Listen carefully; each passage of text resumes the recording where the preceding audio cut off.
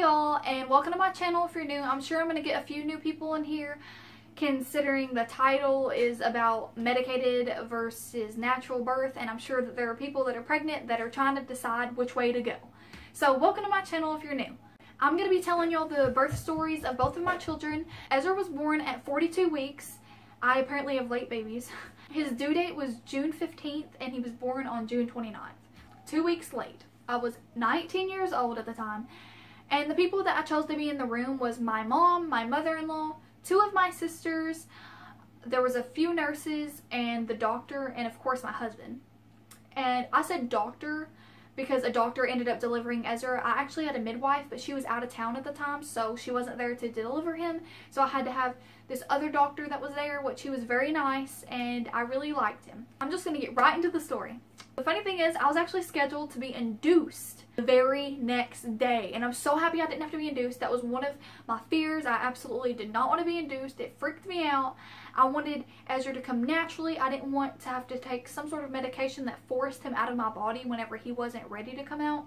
So I'm so thankful that I did not have to get that. I woke up on a Sunday morning at 7 a.m. to some pain in my stomach. Now, I don't know if it was the pain that woke me up or if I woke up naturally and then I discovered that I was in pain. But either way, I was in pain. And at that point, I'm just like telling Samuel about what's going on. And he's like, do you think we should go to the hospital? And I'm just like, I'm too embarrassed to go if this isn't the real thing. Like, I was so embarrassed that that would happen. Which, I don't know why I thought that. I was 42 weeks pregnant. Like, of course it was going to be the real thing. Then eventually, it was just a few minutes later, I was kneeling beside the bed. And I had my arms on the bed like this, and I had my head down like this, and I was just like rocking back and forth in pain, and I was kind of like moaning from the pain. And Samuel came over to me and he was like, okay, we gotta go to the hospital. We're gonna go now. We loaded up the car, and which, by the way, it is so hard to sit in a car driving to the hospital. It's just so hard to be buckled in and to go through the pain while you're in labor sitting in a car. We arrive at the hospital. They checked me, and I was 4.5 centimeters dilated, and then they said I had a bulging bag, and at the time I was like, what in the world does that mean? But it just means that my waters were close to breaking naturally. I was around 5.5 centimeters whenever they eventually gave me IV meds, because I kept complaining about the pain, and they're like, do you want to try this? It'll help take the edge off.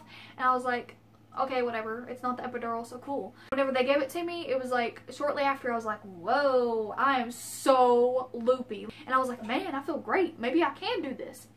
Nope. Once that next contraction hit, it was like, bam, oh my gosh.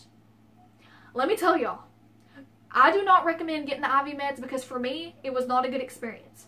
It felt like every contraction was worse because in between every contraction, I felt so loopy and so like good, like out of pain, so like relaxed. And so every time a contraction would hit, I was just like, oh my gosh, because my body was way too relaxed in between contractions that it just felt so much worse. So I absolutely do not recommend getting the IV meds, but that's just me. Y'all might like it. I don't. It was around 6 or 7 centimeters that I was just like, oh my gosh, I want the epidural. Please give me the epidural. And they're like, are you sure our guy's gonna have to come here? He's not even here. And I was like, yes, oh my gosh, call him now. If he's not here, I want him here now. So it took the guy like 45 minutes to get there, and then he had to prep and all of that stuff. So I didn't get the epidural till like 45 minutes to an hour later. I can't remember when exactly they broke my water. I feel like they broke my water before I got the epidural because my contractions became more intense. So I think I actually got my water broke before then. I think that's probably what made me cave to get the epidural, because the contractions became so much worse. He gave it to me and I'm like, it's not working. Like, I don't feel pain-free. Like, it's hurting like really bad. And so he kept like clicking the button or whatever you do to pump more medicine in me. And he's like, okay, how do you feel now? And I'm like, it still hurts. It still hurts. So he kept pumping me full of it. He gave me like a few doses. Finally, it started working. I was like, yes, I feel good. I don't feel anything. And then he left the room.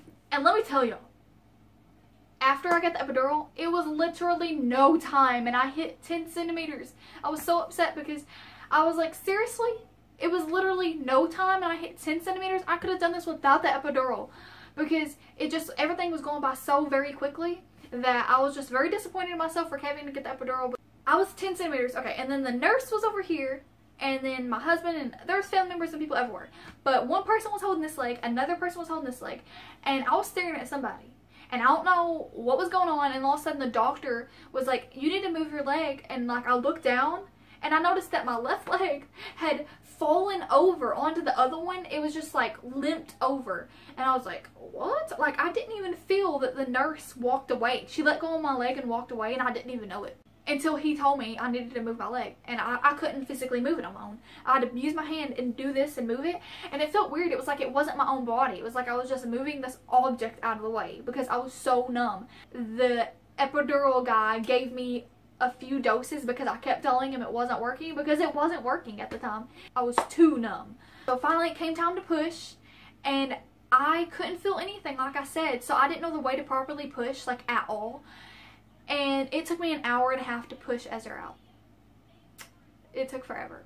After he was born, they took him away immediately, took him across the room, cleaned him off, weighed him, all that stuff. While they did that, gross part, I was pushing out the placenta. I don't even like that word. That word sounds gross. And they're like, do you want to see it? And I'm like, no, like throw it away, get it away from me. Then they eventually brought him back, and I did skin to skin and breastfeeding, and then eventually like an hour later or something like that, I was able to get up to attempt to go pee, because you know if you have the epidural, they make you try to pee, and if you can't pee, they say that they're gonna have to give you a catheter. And I was like, I do not want a catheter. So I sat on that toilet trying forever to try to pee. Thank goodness I peed on my own, because I was not about to have them put no catheter in me. Negative. That was Ezra's story. Here's Bexley's. Once again, another late baby. Her due date was October 26th, and I had her November 2nd, so she was born at 41 weeks. I was 23 years old, and the only people that I had in the room was Samuel, because I didn't want to have a full house like I did with Ezra. And I actually had my midwife this time because she was in town, and the midwife had this student that was trying to learn how to be a midwife, and so she was there too, and I loved her. She was so sweet. Her name was Macy. So I woke up around 6 a.m. and Samuel was getting ready for work, and so I just told him about what was going on, that I woke up and I had some pain, but I needed to just wait it out to make sure it was the real thing. So I told him he can go to work. He left for work, and I was messaging him, my mother-in-law, my sisters, and I was telling them everything that was going on, that I was like, I think I'm in labor. And so I quickly took a shower, and then I got out of the shower and I was like messaging Samuel, and I was like, okay, I think it's the real thing. He eventually came home from work not long after. We packed up the car, we dropped Ezra off at my mother-in-law's house, and Samuel was hungry, and I didn't want him to be hungry the whole time I was in labor, so we went to Burger King and he got him some breakfast, and then we quickly went to the hospital. I got checked, and I was probably like 4 centimeters dilated, I think. I got started on antibiotics because I was actually tested positive for strep B, and so I had to have a couple things of antibiotics for that. Before she was born, I needed to have both of those in me. Nothing exciting really happened for a little bit. I just took each contraction one at a time. And a friend on Facebook actually went all natural with her children, and she shared her experience. And I felt it was very helpful, so I'm going to share it with y'all. She said that with every contraction, she would take a deep breath in, take a deep breath out until each contraction was over. And with every breath out, she would say, Jesus. So deep breath in, deep breath out, Jesus. And she kept doing that over and over again. And so that's exactly what I did. But I'm such a shy and awkward person that I didn't want anybody to hear me. So I was just like, Jesus. And I would say it like low. And another thing that I did that helped me was I looked at the clock. And I would look at the seconds hand. And I would watch it go around. So every time a contraction would start, I'd immediately look at that seconds hand. And I'd be like, okay, the contraction will not last longer than a minute or a little over a minute. So I was just like, okay, if the seconds hand is on the number 12, you know that by the time the seconds hand gets back to the number 12, you're going to feel so much better. The contraction is either going to be completely over or it's going to be almost over. So that would give me comfort. And I also looked at the machine that was beside the bed where you could see like your contractions going up. It'd be like 20, 40, 60, 80, 100. And it would help me to know that like I could see it going down. I'd be like, okay, it's about to go down. It's about to be over. Then eventually, I can't remember honestly how far I was dilated whenever they broke my water, but they eventually came in there and broke my water. Fast forward, and they checked me, and I'm 9 centimeters. I'm in horrible pain at this point. Macy, that student, was in there, and then my husband, and I'm like begging for the epidural at this point. I'm just like, okay, I can't do this. I'm gonna die. Like, this pain hurts. I was like, please get me the epidural. I need it. I need it. I need it. And they're like, no, you don't. And see, beforehand, I had told Macy, because she had asked me, she's like, do you want the epidural or do you want to go all natural? And I was like, I absolutely want to go all natural, 100%. She was saying she can help me stay all natural if I needed her to help me. And that's exactly what she did. I was like, I need it. And she was just like, no, you don't. She's like, I promise you're going to be okay. It's going to be okay. And I was like, I need the epidural, please. I need it. And she's like, by the time they get here and get it all prepped, she's going to be born. You don't need it. But after I hit 9 centimeters, it was like, bam, I'm 10 centimeters. And I needed to push. I felt the urge so strongly. I was like, oh my gosh, I need to push. She is coming now. I can feel her trying to push her body out of me without me even pushing at all. The nurse was just like, you're not 10 centimeters yet, you're 9. And she looked down there because I was like, oh my gosh, like it hurts, I need to push. And I think she was just like, oh my gosh, maybe she's a 10 already. Like she's like over here like yelling at me. She just kind of looked and she's like, oh my gosh, like telling everybody else, she's like, she's a 10, you need to get everything, blah blah blah. And so everybody was like rushing around to get everything ready, but they were like, you can't push, your midwife's not over here yet, she's not here yet. Like she was in this building that's literally right beside the labor and delivery building because she was doing appointments with other pregnant ladies, which I completely understand. It's her job. She can't sit beside me the whole entire time. And I was just like, I need to push. And I look over at Samuel and I'm like, Samuel, you're going to have to deliver this baby. She is coming now. Catch her. Please catch her. And then I looked over at the nurse and I'm like, you're going to have to catch her. You're going to have to deliver her. She's coming now. I got to push. I have to. The urge was so strong to push. Like I had to push. And so I was pushing. I was like, you're going to have to catch her. I can't hold her in. And then the nurse like looked and she seen her head. She's like, stop pushing. Stop pushing. You can't push. She's not here yet. And the nurse takes her hand, puts it down there, and holds Bexley's head in.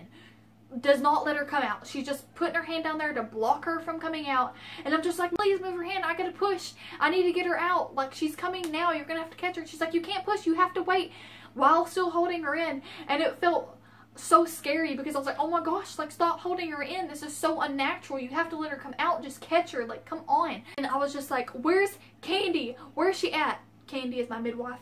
And I was like, where's Candy? Where's she at? I need to push. She's coming now. Like, you have to catch her. And about that time, I hear down the hallway yelling. She goes, I'm here, I'm here, I'm coming, I'm coming. And she like busts in the door. And then she's like quickly gets down there. And she like literally few pushes and she was out. It was literally no time. It was so easy to push Bexley out. My body knew what to do.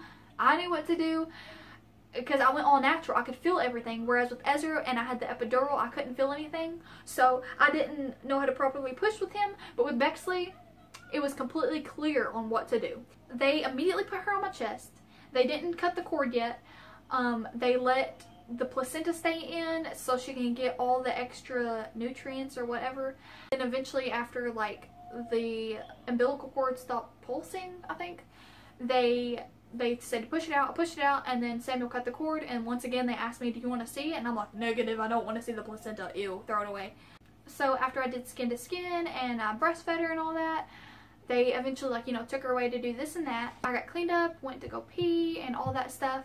Now if I had to pick between natural and medicated, I would definitely pick natural because it's just so much better. Like, the experience is so much better. After you have the baby all natural, you feel so strong. You're like, I did that. Like, I went through all that pain and I didn't die. Even though whenever I was going through it, I felt like I might die.